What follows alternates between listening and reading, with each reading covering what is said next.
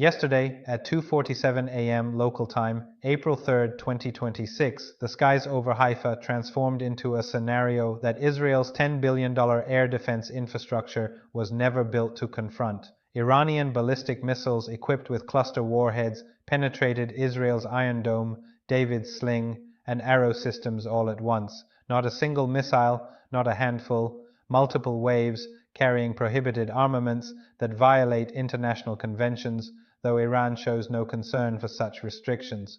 Scores of submunitions dispersed throughout residential districts in Kiryat Ata, injuring civilians and devastating infrastructure. The most alarming aspect: Israel's defensive framework, the system designed to safeguard 9 million citizens, failed to stop what descended from above. Over the following 12 minutes, I'll walk you through precisely what transpired, the reasons behind Israel's defensive failures, and the implications for the remainder of this conflict. Before we proceed, understand that mainstream media isn't providing accurate coverage of what you're about to witness. They're broadcasting interception footage while declaring success. They're omitting the submunitions that struck civilian zones.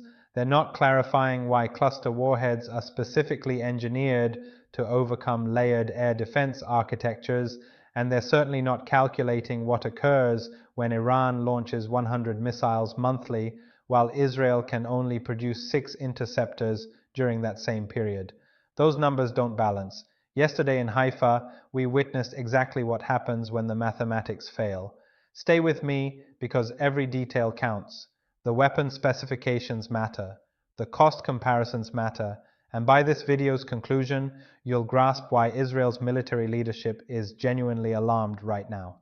Here's what actually occurred at approximately 2:47 a.m. On April 3rd, Israeli early warning infrastructure detected multiple ballistic missile launches originating from western Iran. Trajectory computations returned immediately. Destination: Haifa Bay and the neighboring Kiryat Ata region in northern Israel. Haifa isn't merely another city, it's Israel's third largest metropolitan area with a population exceeding 285,000 residents. It houses the Haifa oil refinery, one of only 2 fuel processing installations in the entire nation. It's a principal port handling 26 million tons of cargo each year, and it's situated less than 30 kilometers from the Lebanese border, rendering it strategically vital for any northern defense operation. The missiles targeting Haifa were Kheibar Shekan medium-range ballistic missiles. We must examine this weapon platform because understanding what Iran deployed explains why Israel's defenses proved inadequate. The Kheibar Shekan, also identified as Khorramshahr in certain reports, represents a third-generation solid-fuel ballistic missile operated by the IRGC Aerospace Force. It measures 11.4 meters in length with a diameter of 0.76 meters. Launch weight ranges between 4.5 and 6.3 tons. Official range stands at 1,450 kilometers, sufficient to reach any location within Israel from Iranian launch sites. But range isn't the critical factor. The critical factor is the warhead. Yesterday's missiles weren't carrying conventional single-impact warheads. They were equipped with cluster munitions. Let me clarify what that means practically. A conventional ballistic missile delivers one large warhead that detonates upon impact. The destruction is concentrated, severe but concentrated. A cluster warhead operates differently. Rather than one warhead, the missile transports dozens of smaller submunitions, bomblets that disperse during descent. As the missile nears its target, the warhead casing opens at approximately 7 kilometers altitude. What was one object tracked by Israeli radar suddenly transforms into 20 separate objects, each containing roughly 2.5 kilograms of high explosive, scattering across a dispersal zone spanning several hundred meters. This is where Israel's defensive architecture encounters a challenge it was never engineered to address. The Iron Dome, David's Sling, and arrow systems are all designed to track one object and eliminate one object. They compute the trajectory of a single incoming threat, launch an interceptor, and neutralize that threat before impact. But what occurs when one missile becomes 20 bomblets mid-flight? The interceptor is already committed. It's already launched based on the original missile body's trajectory. If that interception occurs after the cluster warhead has deployed, you're destroying an empty casing while 20 explosive submunitions continue descending with no guidance, no propulsion, just gravity and momentum. Israel cannot intercept 20 separate falling objects from a single launch. The system lacks that capability. Even if it possessed that capability, the cost mathematics become immediately unsustainable. Each Arrow interceptor costs approximately $3 million, and each David Sling interceptor costs roughly $1 million. If you need to fire multiple interceptors at multiple submunitions from a single Iranian missile costing $200,000 to manufacture, you're expending $10 million defending against a $200,000 weapon. That arithmetic collapses rapidly. Now, let's examine what happened on the ground in Kiryat Ata. Kiryat Ata is a city of approximately 60,000 residents located directly east of Haifa. It's predominantly residential with some light industrial sectors. When the cluster bomblets began striking, they didn't hit one structure, they hit everything within their dispersal radius. Verified footage from the location shows multiple impact craters dispersed across residential streets, shattered windows in apartment complexes, burning vehicles, damaged infrastructure including power lines and water mains. Israeli emergency services reported multiple civilian casualties. The precise number hasn't been officially disclosed, but eyewitness accounts and hospital sources indicate at least a dozen wounded, several critically. This is what cluster munitions accomplish. They don't destroy one target with precision, they saturate an area with explosions, and when that area is a residential neighborhood, the outcome is civilian casualties. But here's what renders yesterday's attack even more significant. This was not Iran's first deployment of cluster warheads against Israeli cities. During the 12-day conflict in June 2025, Iran employed cluster munitions against central Israel. What's changed is the frequency and the targeting. In June, cluster attacks were sporadic. Now they're routine. Yesterday, Iran deliberately targeted northern Israeli cities, not military installations. The message is unmistakable. Iran is prepared to deploy banned weapons against civilian population centers, and Israel's defense systems cannot effectively stop them. Let's expand our view and examine the broader operational landscape, because Haifa wasn't an isolated strike. According to IRGC statements released within hours of the attack, yesterday's salvo was designated as part of Operation True Promise 4, the ongoing retaliatory campaign Iran initiated after the joint US-Israeli strikes on Iranian territory beginning February 28, 2026. As of April 3rd, Iran claims to have executed over 30 separate waves of combined missile and drone operations. The IRGC reported launching more than 600 ballistic missiles and over 2,600 drone sorties since the conflict commenced. Now, those are Iranian figures carrying all the reliability concerns of wartime propaganda, but independent verification from satellite imagery, social media footage, and Israeli acknowledgements confirms that Iran has maintained a high-tempo missile campaign for over a month.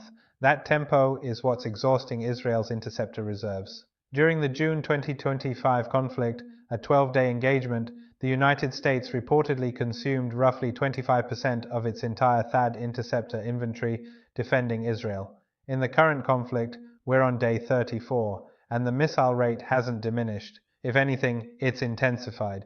US Secretary of State Marco Rubio publicly stated that Iran manufactures an estimated 100 ballistic missiles monthly. He then acknowledged that the United States can produce approximately 6 to 7 interceptors monthly. Consider that again. 100 missiles produced versus 6 interceptors. That's a 15-to-1 production ratio favoring the aggressor. Israel's domestic interceptor manufacturing adds some capacity, but insufficient to bridge that gap. The mathematics are unsustainable, and the cost differential worsens it. Each Iranian Kheibar Shekan missile costs somewhere between $200,000 and $500,000 to manufacture. Each Israeli Arrow interceptor costs $3 million. Each David's Sling interceptor costs $1 million. Israel is spending 5 to 10 times more per engagement than Iran. In an attrition war, that arithmetic guarantees the defender goes bankrupt before the attacker exhausts their weapons. Now here's the aspect that should alarm Israeli defense planners. The interception rate is declining. Early in this conflict, Israel claimed interception rates exceeding 90%. By mid-March, independent analysts estimated that rate had dropped to between 70% and 85%. After yesterday's attack on Haifa, the rate appears to have fallen further. Multiple submunitions reached the ground. That indicates interceptions either failed completely or occurred too late, after the cluster warheads had already deployed.